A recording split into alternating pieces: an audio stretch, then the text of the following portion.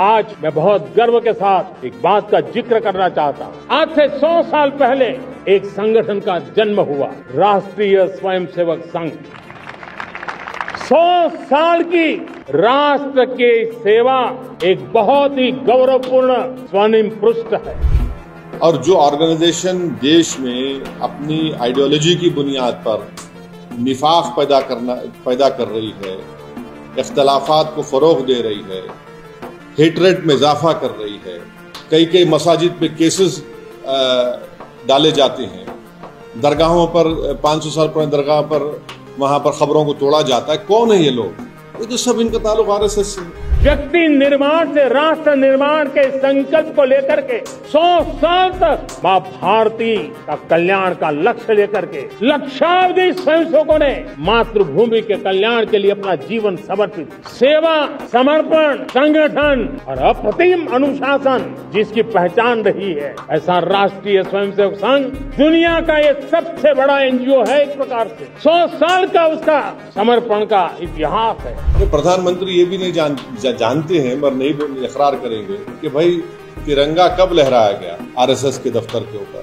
Organiser magazine में जब संविधान बना तो उसके बारे में क्या कहा था ऑर्गेनाइजर मैगजीन ने गोलवालकर को कोट करके। प्रधानमंत्री जी ने लाल किले से जो अपना भाषण दिया, उस भाषण में उन्होंने आरएसएस का जिक्र किया, आरएसएस की उपलब्धियां बताई और आरएसएस के योगदान की बात की। आपने इसको ऊपर कमेंट किया, आपने ट्वीट किया है सर। देखिए, मेरी राय ये है कि हर प्रधानमंत्री देश का 15 अगस्त के दिन लाल किले से मुल्क की आवाम को, जनता को अपने भाषण के जरिए ये बताती है कि उनकी सरकार ने क्या किया या क्या करने वाले हैं। एक रिवायत रही है।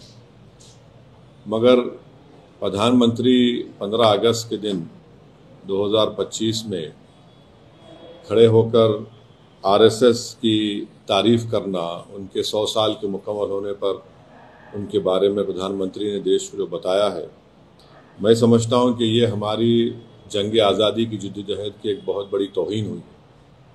इसलिए कि आरएसएस और उनकी जितनी तंजीमें हैं वो तो जंग आज़ादी में हिस्सा नहीं लिए, बल्कि वो तो अंग्रेज़ों की ताईद में रहते थे और वो अंग्रेज़ों से ज़्यादा मुजाहिदीन आज़ादी से नफ़रत करते थे, चाहे गांधी हो या जितने बड़े बड़े नेता उस वक्त के हो हैं। तो मेरा मानना यह है कि आरएसएस हमेशा से 1925 से लेकर अब तक और मुस्तक़बिल में भी वो इंक्लूसिव नेशनलिज्म की मुखालिफत करती रही। जो यही इंक्लूसिव नेशनलिज्म जो हमारे बुजुर्ग गुजरे हैं, जो हमारे मुजाहिदीन आज़ादी गुजरे हैं, उन्होंने इसी बुनियाद पर इस देश को आज़ाद करवाया अंग्रेज़ों की ग़ुलामी से। और जो हिंदुत्व की आइडियोलॉजी है वो हमारे भारत के संविधान के बिल्कुल खिलाफ है, बिल्कुल खिलाफ है। तो प्रधानमंत्री अगर आरएसएस के दफ्तर पे गए तो मैं कुछ नहीं बोला, क्योंकि मैं जानता था वो तो स्वयंसेवक थे और हमेशा रहेंगे। मगर जब आप प्रधानमंत्री के तौर पर ये कह रहे हैं और इस तरह की बात कर रहे हैं, जो संघ परिवार इस मुल्क में हेटरेट को फैलाती है, डिवीजन होता है, तो ये तो प्रधानमंत्री उनकी तायीद कर रहे हैं। आप हम देख लीजिए कि नॉन कोऑपरेशन मूवमेंट है। सत्याग्रह जो होती थी 1920 और 40 में, रोलेट एक्ट के खिलाफ जो एजिटेशन होता था, सिविल डिसोबीडियंस या क्विट इंडिया मूवमेंट था, या नेवल म्यूटिनी इन मुंबई थी, इसमें क्या आरएसएस नजर आती है क्या आपको? फिर आप देख लीजिए, मैं ये क्यों कह रहा हूं, आरएसएस का जो प्रार्थना है, वो प्रार्थना में क्या लिखा गया है बताइए आप? क्या वो प्रार्थना इंक्लूसिव है? फिर आरएसएस का जो शपथ है, एक ही समुदाय के, रिलीजन, उनके सोसाइटी, कल्चर की बात होती है। और फिर आप अगर हिस्ट्री में जाएंगे तो जब अंग्रेज़ों ने ये फैसला लिया कि कोई भी ऑर्गेनाइजेशन मिलिट्री ड्रिल यूनिफॉर्म पहन के नहीं करेगी, तो फौरन 29 अप्रैल 1943 को गोलवालकर ने एक सर्कुलर लिख दिया कि हम अपने इनका जो यूनिफॉर्म निकाल रहे हैं, जबकि उस वक्त जो अंग्रेज बोलते थे उसके अपोजिट में देश करता था। आपने किया वो। एक और बात आपको जानना चाहिए कि श्यामा प्रसाद मुखर्जी कौन है। श्यामा प्रसाद मुखर्जी जनसंघ के फाउंडर हैं, महासभा के हैं और आरएसएस के एक जिम्मेदार थे अंडर अ पैक्ट।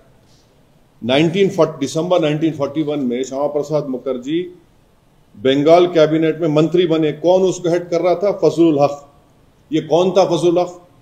ये फजलुल हक वही आदमी था जो पाकिस्तान का रेजोल्यूशन मुस्लिम लीग के सेशन लाहौर में मार्च 1940 में मूव किया था। आप बताइए फिर आज प्रधानमंत्री इनका बात कर रहे हो। दूसरी आखिरी बात, ये जो प्रधानमंत्री कहते एनजीओ, आपको इनकी हिस्ट्री अगर मैं, क्योंकि वक्त नहीं है, मुख्तसर से अल्फाज में कह रहा हूं कि आरएसएस ने जो मिसलेनियस एप्लीकेशन नंबर 17 1978 में जो डिस्ट्रिक्ट जज नागपुर के सामने फाइल किया था, राजेंद्र सिंह ने फाइल किया था, जो बाद में बाला साहब द्योरस जो उस वक्त सरसंघचालक थे, उनके बाद वो सरसंघचालक बने। उन्होंने क्या लिखा पढ़ लीजिए आप। कॉन्सेप्ट ऑफ हिंदू नेशन के बारे में उन्होंने क्या कहा था। फिर उसके बाद आप पढ़ लीजिए जो एप्लीकेशन उन्होंने दिया था उसके पैराग्राफ नंबर 13 पे क्या लिखा हुआ है। फिर उन्होंने सरसंघचालक के बारे में क्या कहा था।